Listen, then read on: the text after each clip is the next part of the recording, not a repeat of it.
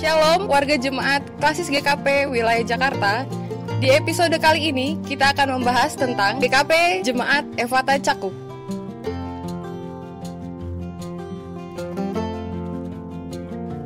Cakung terletak di timur Jakarta yang berbatasan langsung dengan Bekasi dan merupakan wilayah kelurahan di Jakarta Timur yang berperan penting dalam sejarah kota Jakarta. Di daerah ini dulu mengalir Kali Cakung yang membentang hingga ke utara. Sungai yang pernah dijadikan sebagai garis batas wilayah kekuasaan Republik Indonesia dengan kekuasaan sekutu. Batas kedua wilayah tersebut dihubungkan oleh sebuah jembatan yang membentang di atas Kali Cakung. Kini, Kali Cakung Lama sulit diidentifikasi karena telah terpotong oleh pembangunan kanal banjir timur, yang tersisa hanyalah drainase dengan ukuran beberapa meter saja. Jika ditarik mundur ke belakang, nama Cakung diawali di tahun 1411 Masehi tentang sejarah seorang laksamana laut asal Tiongkok yang bernama Sampolo Koekian atau Rakean Jaya Laksana. Dalam perjalanannya, ia lalu menikah dengan Nyi Hayati yang merupakan kakak kandung dari seorang yang cukup berpengaruh bernama Syekh Kuro dari Karawang yang bermukim di Pulau Aren, sebuah daerah yang ditumbuhi banyak pohon aren. Di wilayah ini, ia mendirikan bentengan atau padepokan pencaksilat yang bernama Cakung yang berarti segala daya upaya. Tempat ini begitu terkenal sehingga justru menggantikan nama sebelumnya yang disebut Pulau Aren. Zainuddin HM menjelaskan dalam bukunya yang berjudul 212 Asal-Usul Jakarta Tempo Dulu bahwa nama Pulau Gebang berasal dari dua kata, yaitu pulo yang artinya daratan atau pulau dan kata gebang yang merujuk pada pohon gebang. Menurut sejarah, dahulunya kawasan ini rawa-rawa yang banyak ditumbuhi pohon gebang. Gedung Gereja Kristen Pasundan Cakung saat ini beralamat di Jalan Stasiun Cakung, RT 09, RW 03, nomor 27, Kelurahan Pulau Gebang, Kecamatan Cakung, sekitar 1 km dari Terminal Pulau Gebang dan Gerbang Tol Pulau Gebang. Perkenalkan, nama saya Erik Yudius Hendrawan Egne. Saya melayani sebagai pendeta sejak tahun 89. Awalnya saya melayani di Seroja selama 27 tahun. Lalu saya mutasi ke GKP Cakung sejak bulan Januari tahun 2015 sampai sekarang. GKP Cakung ini bertumbuh mulai dari orang Belanda yang bernama Robertson membeli tanah di daerah Bojong Rangkong itu tahun 1865. Nah, sejak tanah di Bojong Rangkong ini pun juga dikuasai oleh Robertson, dan Tuan Robertson ini mengizinkan para penginjil atau para sendring untuk menyebarkan Injil di daerah sini. Lalu 1869 atau tepatnya mungkin 11 November 1869 dilakukan baptisan terhadap 26 orang suku Betawi dan Cina. Nah, maka sejak itulah, jadi 11 November itulah dipakai acuan lahirnya jemaat GKP Cakung. Desa Bojong mengacu pada kontur tanah yang tidak merata, karena itulah disebut dengan bojong yang berarti tanjakan atau menjorok. Pada tahun 1967, Jemaat Cakung resmi menjadi pos kebaktian dari GKP Jemaat Keramat. Gedung gereja beberapa kali berpindah-pindah tempat dan mengalami banyak pergumulan. Sejarah perkembangan berjemaat di sana juga diawali oleh berdirinya gedung gereja di atas tanah yang berukuran seluas 556 meter persegi. Hibah dari Samuel Sairin, seorang pensiunan guru SR yang bertahan meneruskan hidup berjemaat dengan hanya 4-5 kepala keluarga pada 25 Desember 1974. Tempat yang bertahan hingga saat ini. Pertumbuhan jemaat di Cakung berkembang cukup pesat karena kala itu GKP menjadi satu-satunya tempat ibadah bagi umat Kristen di daerah Pulau Gebang.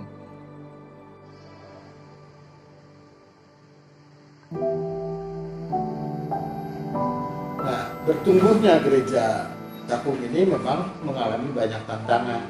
Ketika zaman Belanda kita dianggap sebagai antek Belanda, zaman PKI lalu kemudian kita mengalami kesulitan juga, sehingga ada banyak orang-orang sini pun juga yang tersebar, entah pergi mengungsi ke daerah Kampung Sawah ataupun juga mengungsi ke daerah Cawang dan ke daerah lainnya. Nah, lalu setelah mereka aman, mereka kembali. Jadi sehingga usia 150 tahun, 51 tahun ini bagi jemaat Cakung ini menjadi sebuah tantangan yang paling berat. Kalaupun juga sekarang GKP Cakung itu jumlah jemaatnya ya sekitar 400-an orang lah, sekitar 75 sampai 80 keluarga. Itu ini lebih kepada gereja yang sifatnya kekeluargaan. Jadi 30% sekitar orang Betawi, itu 30% lagi sekitar orang Jawa, 30% lagi orang Sumatera, dan yang 10% mungkin orang dari timur. GKP Cakung ini mengalami beberapa kali renovasi. Yang pertama renovasi itu pada tahun sekitar 90-an. Itu dari gereja awalnya sih yang saya lihat dari fotonya itu masih bilik. Nah, bilik sebagian tembok, sebagian bilik. Lalu sekitar tahun 90-an direnovasi menjadi gedung yang sekarang. Lalu kemudian kita mengalami renovasi lagi untuk peninggian atap. Dan sekarang ini karena atapnya sudah tinggi, maka kita bagi dua, menjadi 2 lantai. Diharapkan nanti lantai atas untuk bangunan gereja dan lantai bawah adalah ruang serbaguna yang bisa kita manfaatkan untuk keperluan pelayanan lainnya. Nah, mudah-mudahan ini kita masih dalam proses, dalam waktu yang sesegera mungkin ya ini bisa diselesaikan sehingga kita bisa mengadakan kebaktian di gedung di ruangan yang baru di atas.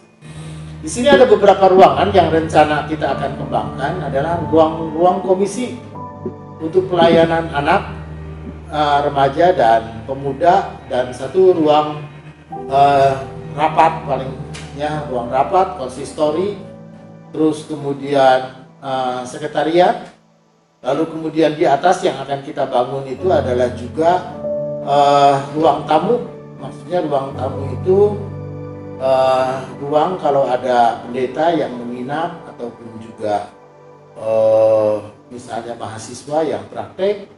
Selain daripada itu ada ruang koster untuk koster gereja. Saya kira itu yang kita kembangkan. Kalau kita melihat dari sejarahnya, GKP Cakung ini pernah kehilangan golden moment-nya. Ketika jemaat Cakung ada ini sejak zaman Belanda, tapi di sekitar Cakung ini waktu itu adalah daerah pengembangan utama. Daerah pengembangan utama belum ada harapan baru, regensi belum ada perumahan-perumahan. Sehingga kalau orang datang ke daerah Cakung, ya terutama orang Kristen yang masuk ke daerah Cakung, entah masuk ke perumahan-perumahan ini, maka dia akan bergereja, mencari gereja, dan gereja terdekat adalah GKP Cakung ini. Ya, ketika itu belum ada, yang ada hanya belum ada jalan tol, belum ada yang memisahkan wilayah barat dan wilayah timur. Lalu kemudian terminal juga belum ada, lalu lintas juga belum ramai. Sehingga pada zaman itu kalau orang bercerita bahwa kumpulan rumah tangga masih bisa berjalan dengan baik, lalu kemudian kelompok-kelompok wilayah orang masih bisa berjalan kaki. Sekarang pintu kereta api itu sudah tertutup. Sehingga orang yang ada di wilayah selatan itu kalau mau ke gereja itu harus berputar agak jauh dan juga harus menyeberang rel kereta api dalam kondisi pintu darurat, bukan pintu resmi. Lalu kemudian oleh karena pengembangan wilayah dan munculnya gereja-gereja yang lain, lalu kemudian ada banyak juga jemaat-jemaat Cakung yang kemudian pindah ke gereja-gereja asal. Perkembangan jemaat GKP Cakung juga dituturkan oleh salah satu sesepuh GKP Cakung, Resmiati Sairin Empi, anggota jemaat yang ikut berperan dalam tumbuhnya persekutuan di GKP Jemaat Cakung. Sore Oma. Selamat sore. Ya, dengan Oma namanya siapa? Oma namanya Resmiati Sairin. Resmiati Sairin Empi. Kita mau tanya-tanya sedikit tentang gereja Cakung nih Oma. Ya. Dari dulunya. Dari mulai datang ke sini, kira-kira tahun 59. Kemudian memang kita dari Depok, kegiatan di gereja, pindah ke sini pun tetap berkegiatan. Ngajar sekolah minggu, paduan suara segala. Apa yang ada di gereja kita ikutin. Waktu dulu pendetanya siapa tuh, Oma? Om Jamin. Om Jamin. Jamin. Terus Lumban Gaul,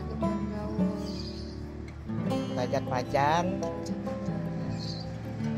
Siapa lagi ya? Banyak sih. Banyak ya. Yang inget aja itu. Gereja kita dulu waktu ini masih kadang-kadang kita berkebaktian di rumah Opa Sairin gitu, engkong. Belum punya gereja kita. Belum ada gerejanya. Di rumah dah. Di rumah. Nah, terus kita lama-lama masuk keramat kalau nggak salah. Ya terus akhirnya kita anggota keramat. Jadi bedanya banyak. Dulu kan gerejanya kecil. Hanya beberapa keluarga gitu. Keluarga dari mana-mana itu beberapa keluarga. Kesan dan pesannya memang ya banyak sekali. Dulu kita ingat kalau sekolah minggu bisa kita nggak di gereja aja, nanti di Pertamina, nanti di Cakung sana gitu. Jadi pindah-pindah tempat karena banyak sekali dulu anak sekolah minggu masih kecil-kecil tuh. Nah, sekarang satu tempat aja di tempat. Memang enggak. Dan kebanyakan kita di luar, di kebun. Masih zaman dulu kan kita masih aktif. Banyak kebun kelapa gitu. Itu kegiatannya. Terus anak mudanya juga banyak. Itu anak sekolah minggunya terus meningkat. Jadi pemuda remaja aktif juga. Kita keramat kalau apa-apa kita ikutnya gitu. Terus kitanya orang tuanya juga gabung selalu ke keramat kemana-kemana. Jadi dulu itu jalan terus kemana aja gitu. Nggak diam. Malahan sekarang kita diam. Dulu enggak gitu. Berjalan terus. Kalau pesannya apa, Oma? Pesannya apalagi sekarang kita pemuda-pemudi anak sekolah minggu juga banyak, cuman komisi-komisi yang sedikitnya. Ya pesannya ya tergiatlah itu apa namanya kegiatan kita yang biasa-biasa kita langsungkan, kita teruskan untuk generasi yang akan datang gitu. Jadi jangan mengandalkan ada yang tua gitu. Tua turun naik yang itu generasinya ada ya.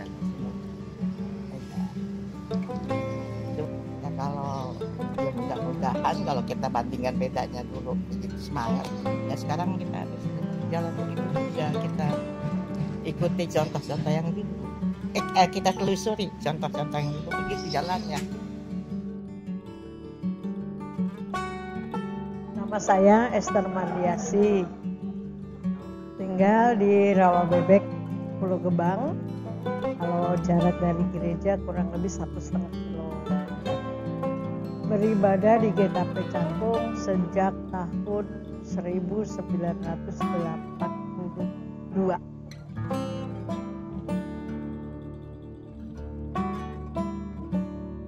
Ya, yang pasti beda ya. Dulu kan masih gerejanya pun masih kecil, masih setengah bilik. Dulu masih pos kebaktian keramat. Sekarang sudah menjadi mandiri dari tahun 1985.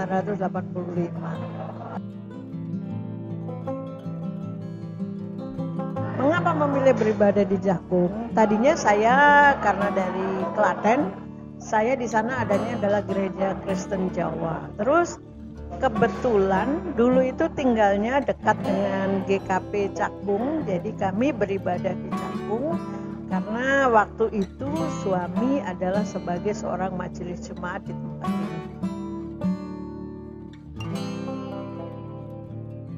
Pergumulan jemaat di tempat ini kalau saat ini ya, karena terpisah dengan adanya BKT dan jalan tol, itu juga merupakan pergumulan jarak tempuh, apalagi yang lansia di seberang rel kereta itu sekarang sudah tidak ada jalan lagi. Itu pergumulan untuk pergi ke gereja, kayaknya seperti itu diantaranya. Kemudian yang saya lihat ya, itu bukan cuma di sana tetapi di berbagai, karena digusur dengan BKT, dengan jalan tol, itu mau tidak mau anggota jemaat yang tempat tinggalnya kegusur, dia harus pindah.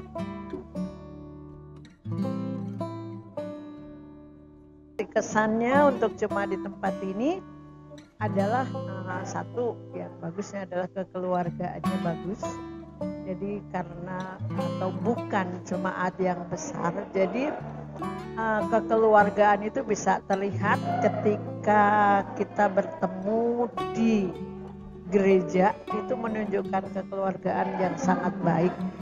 Kemudian kesan di sini tidak membeda-bedakan ya satu dengan yang lain, tidak terdapat gap, tetapi semua sama-sama saling mengingatkan, saling memperhatikan. Itu kelihatan dalam berjemaat di tempat ini. Nama saya Gali Prestomo. Saya tinggal di Pulau Gebang, Cakung, sekitar 15 menit dari GKP Fata Cakung.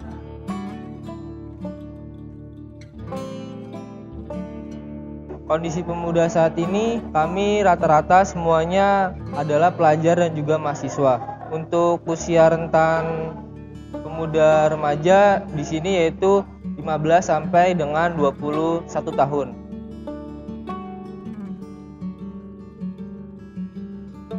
Untuk jadwal ibadah pemuda kami pada saat ini dilakukan secara online, diselenggarakan setiap malam minggu jam 7:30 malam hingga jam 8:30 malam. Untuk jumlah partisipan pada ibadah pemuda remaja sekitar 10 sampai dengan 15 peserta.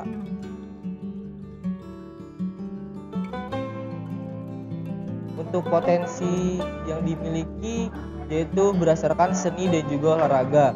Untuk seni di sini ada seni musik, ada seni suara dan juga seni rupa. Dan juga untuk olahraga kami mayoritas kebanyakan adalah futsal.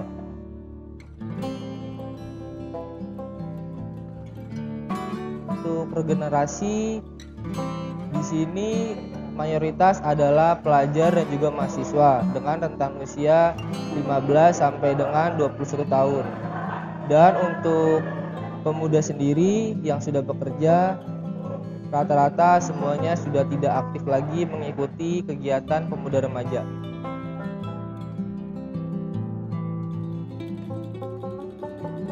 Pesan dan pesan saya untuk pemuda remaja adalah meskipun kita berada dalam masa pandemi COVID-19, semoga semuanya dapat bersatu dan juga bersekutu bersama Tuhan meskipun melalui ibadah streaming. Semoga kita dapat berjumpa di lain waktu dan juga lain kesempatan.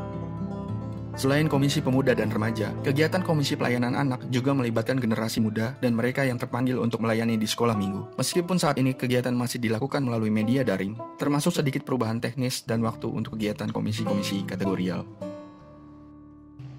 Jumlah majelis jemaat pada periode ini adalah berjumlah 20 orang majelis jemaat. Untuk jadwal ibadah komisi-komisi, sebelum masa pandemik, kebaktian ibadah anak atau sekolah minggu itu dilaksanakan setiap hari Minggu pukul 7.30 sampai dengan pukul 08.30. Untuk pemuda remaja, ibadah pemuda remaja itu dilaksanakan setiap hari Sabtu itu pukul 19.30. Untuk kebaktian atau ibadah perempuan dilaksanakan setiap hari Jumat pukul 18.00. Lalu untuk kebaktian kaum pria itu dilaksanakan setiap hari Kamis pukul 19.30. Sedangkan ibadah kaum lansia dilaksanakan setiap hari Sabtu, yaitu pekan kedua dan juga keempat itu pukul 10. Sedangkan ibadah untuk kebaktian rumah tangga dilaksanakan setiap hari Rabu pukul 19.30. Selama masa pandemik ini, untuk seluruh ibadah kategorial itu dinonaktifkan tetapi menggunakan ibadah yang bersifat daring atau online. Kesan dan pesan saya sebagai majelis jemaat di sini adalah yang pertama, latar belakang majelis jemaat ini berasal dari berbagai macam suku bangsa.